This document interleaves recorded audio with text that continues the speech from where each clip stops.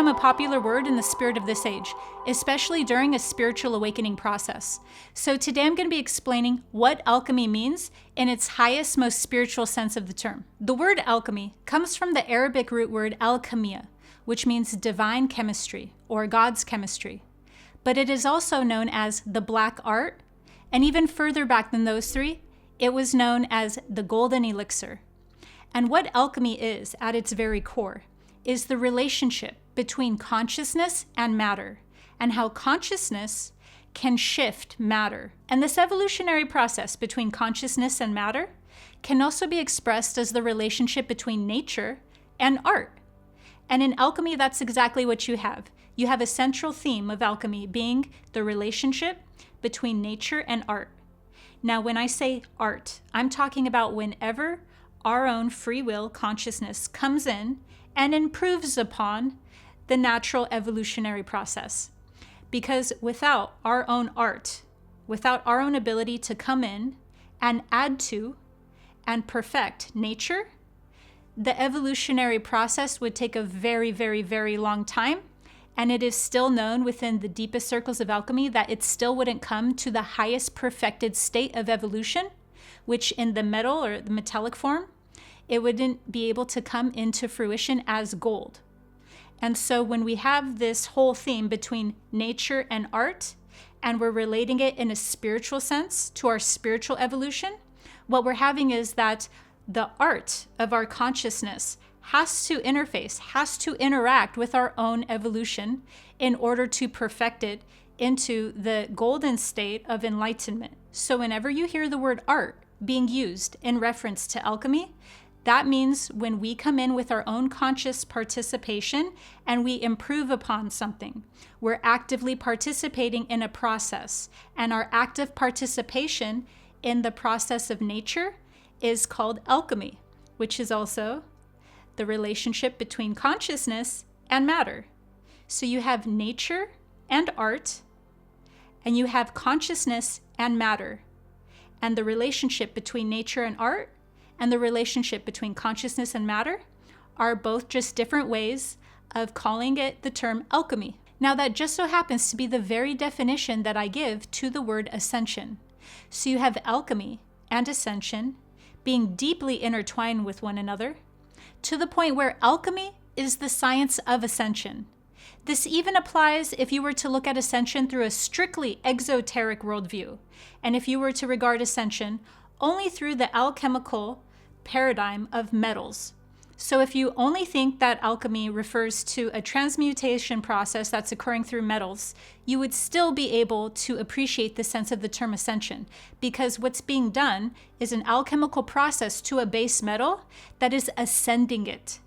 It is transmuting that base metal through a process, and that process is one where its base nature is being ascended. So there's an ascension that happens into its highest expression through art. But alchemy and the exaltation process that occurs during it, known as ascension, is not exclusively reserved for metals only. In fact, it is a mind poisoned by academia that would only have you believe that alchemy is some science that occurs only to the metallic kingdom, because that is the most exoteric, that is the most surface level layer of alchemy. So what we're actually seeing is a process, scientifically and laboratory proven, that is taking place that has sister arts. You have spagyrics, you have chemistry, you have metallurgy, all from the central mother of alchemy, that are taking place as these different extension and manifestations from the metallic kingdom. But to believe that that is the only sphere that alchemy originated from and dwells within is absolutely exoteric, and there's not one esoteric thing about that. Because all of these sciences, including homeopathy came from alchemy as well, all of these are reflecting a higher order of operation that is taking place across all planes of consciousness and at all levels of being and all levels of density within this universe.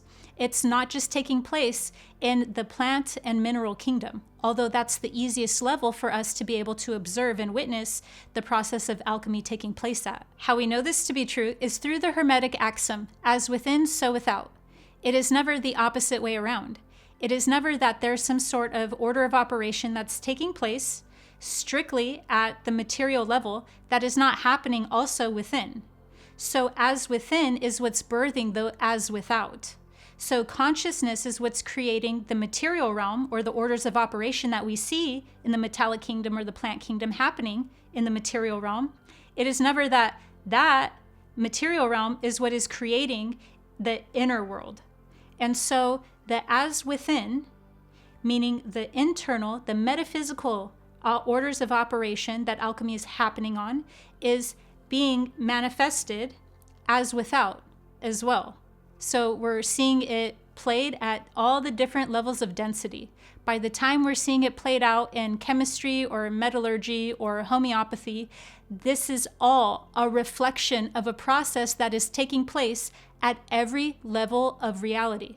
Western alchemy has its origins in Islamic alchemy, which is very different than other forms of alchemy, such as the form practiced in Asia or India. Islamic alchemy is where we see alchemy concerned with the transmutation of base metals into gold. But the black art is so much more than that. It is the transformation of the soul through the vessel, or the body that houses the soul. The body can be a plant, it can be a mineral, it can be a metal, it can be flesh and blood, it can be a planet, it can even be celestial. Alchemy is the process of awakening the soul, or essence, from its adhesion to matter. It is both the art and science of transforming matter from one density into another, from one form into another. In this age, alchemy is a human evolution from carbon-based life forms to crystalline. The reason why it's hard for us to understand alchemical texts outside of its laboratory context is because many of the ancient texts before the Hellenistic era were encoded. The words that were being used and the terms were not pointing to the literal substance that was being referred to. Cloaking the true meaning of knowledge in order to preserve it is the most common practice for any school of esotericism. However, the most esoteric level that's being referred to in any text worth their salt is always pointing to the occult anatomy of the human vessel, or physical anatomy. The mystic's interior constellations that are projected outward as their fate. But even more important than that, it is always pointing to an internal transmutation that is meant to awaken the mystic's gnosis. In fact, one such encoded word for mind was metals. There are many well-known alchemists who mastered the art of laboratory alchemy, and yet that is not the height of the great work or even the esoteric form of the work. Alchemy is to spiritualize matter and to materialize spirit. So alchemy, the divine chemistry, is not only a process referring to lead or antimony. If it's the divine chemistry, then it's something that's taking place within the cosmos itself. It's taking place across higher orders of operation, across higher orders of nature itself. It's not only happening to the metallic kingdom. And so, for instance, when we see calcination, which is for many alchemists the first stage of alchemy, when they're introducing calcination to the base metal, what they're doing is purification by fire. They're incinerating it to its very ashes. That process is a physical representation of a process that happens to consciousness at higher orders of operation too. It's a reducing through the element of fire. So the elements even are not only reflected in the base science of alchemy, happening to metals or even happening just to plants.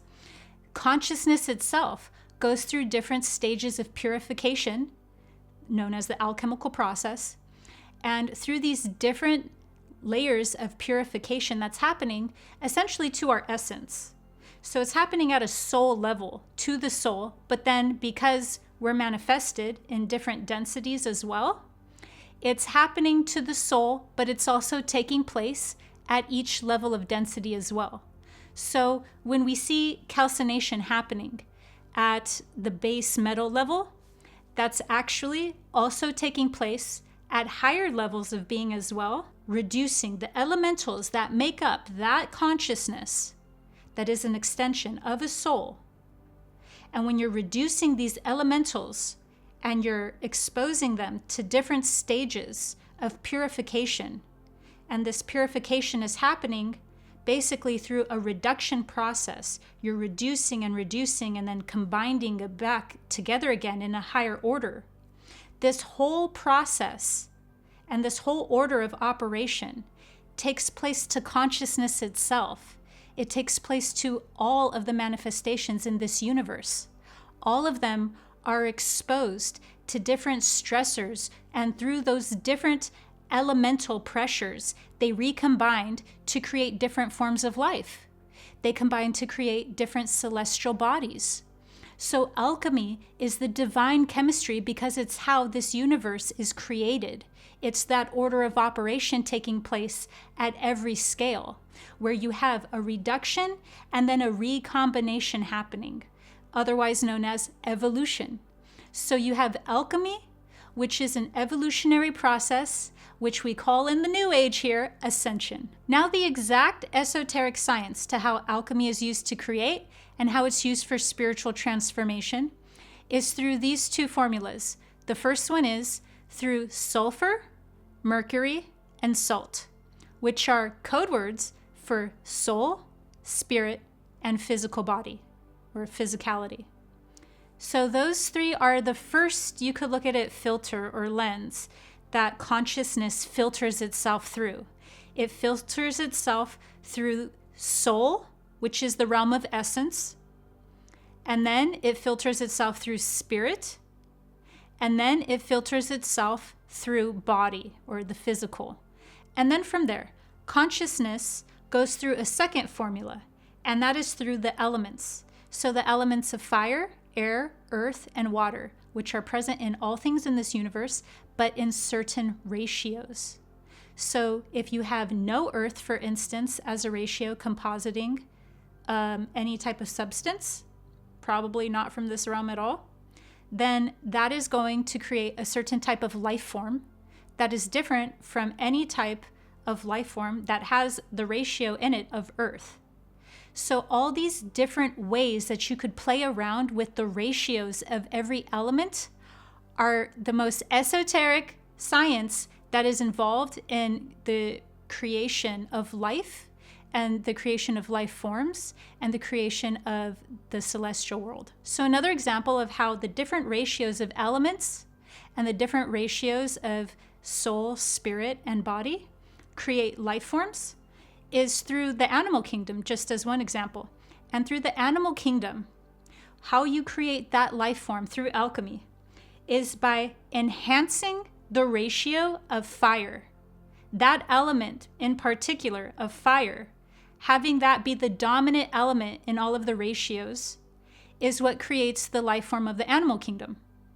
And so how we have this first realm, this first formula of soul, spirit, and body, salt, mercury, and sulfur, those were the coded words for them, become the first paradigm that consciousness divides itself into. Soul, referring to the essence of whatever is being created or transmuted. Spirit, referring to the conductive capability of whatever is being created or transmuted. And then the physical manifestation, which is referring to the final form of whatever is being created or transmuted, what that physical form takes on. And so all three of these phases of consciousness are the first way that consciousness itself projects itself into different rays or emanations. And then from there, into different ratios of elements. And those different ratios of elements will then determine whatever type of life form is created. And so through this process of alchemy, the divine chemistry, we have how this cosmos is created. And so from there, the purification process is art being done unto nature. So our consciousness and its relationship to the material realm or nature is how we perfect our evolutionary process. And so when our consciousness is actively participating through the alchemical process of purification and all of the different stages and operations that this purification and this reduction happens in, what we're doing is purifying our consciousness through reducing it and then recombining it into a higher order. So we're reconfiguring our own elements and we're reconfiguring our own soul essence so that we are dismembering and separating our consciousness and the elements so that each time we separate them through this purification process, we're letting in more soul essence and more soul essence and more soul essence until we're in a more purified state of gold or enlightenment. And that is the alchemical process of ascension that's happening in the spiritual form of alchemy. So that's the spiritual transformation that's happening to our mind-body-spirit complex. Now, a popular school of thought that is stemming from academia is that the New Age has completely blasphemized what alchemy really means, and it all is because of Carl Jung. Carl Jung turned the art of alchemy into the psychological landscape of what's happening to the spirit and soul in the transformative process that's happening at an intellectual or even a spiritual level.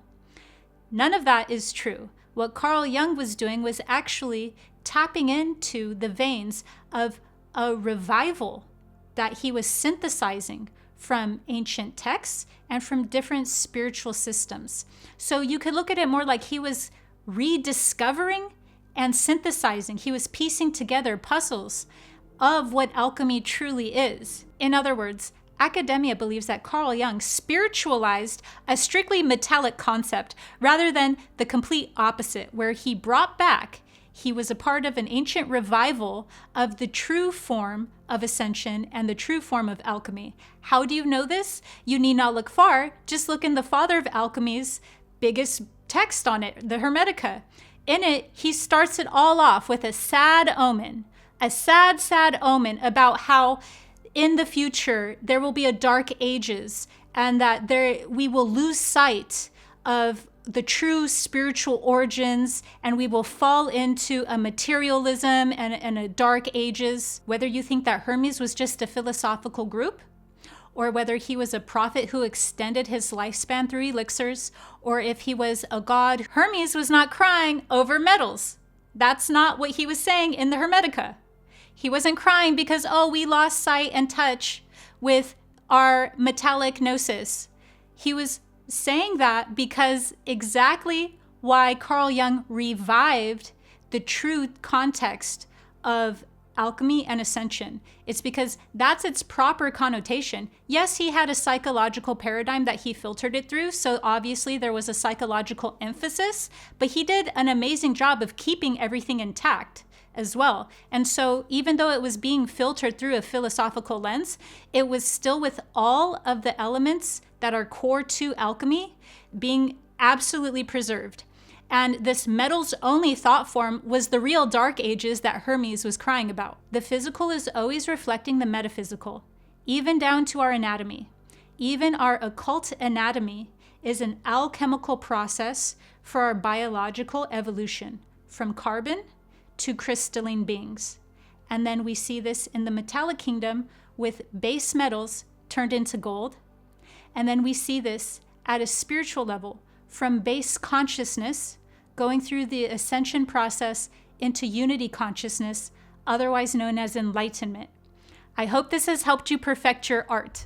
Make sure to subscribe to this channel for higher dimensional guidance through spiritual awakenings. See you next time.